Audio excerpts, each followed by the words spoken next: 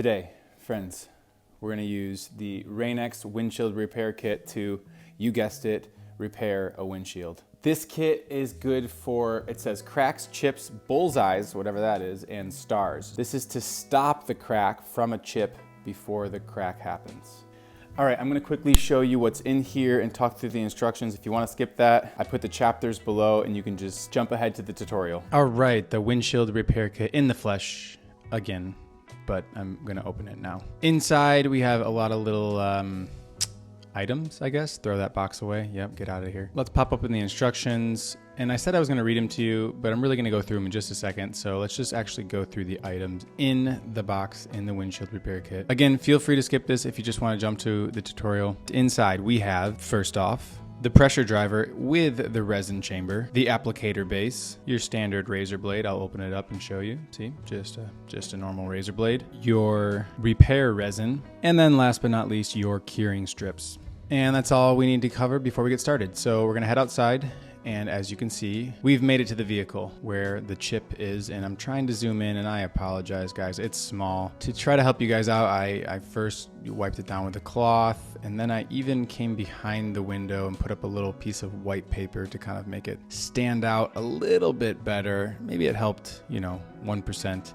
But just trying my best over here to give you guys a quality YouTube video tutorial. All right, chip is visible enough for the video, which means we can start. Step one, first things first, you gotta remove any loose glass fragments by scraping it with the razor blade that came in the kit. Once you do that, you can affix, nice word, right? Affix the applicator base to the windshield. And you wanna obviously make sure that ring is centered directly above your chip. And then you're gonna take the resin chamber, and on the end of the resin chamber has a little rubber mouth. I'll show you right here. That you want to be directly on top of your chip. You're then gonna screw the resin chamber into the center ring. If you need to, remaneuver the device so the rubber mouth will be directly on top. And then screw that resin chamber down, turning clockwise obviously, so the rubber mouth is flat against the windshield. You obviously want to make sure the rubber mouth is secure on top of the chip, but don't screw it in too hard where you're creating too much pressure on the damaged part of the windshield. Next, squeeze 3 to 6 drops of the repair resin, and that just depends on the extent and size of your damage.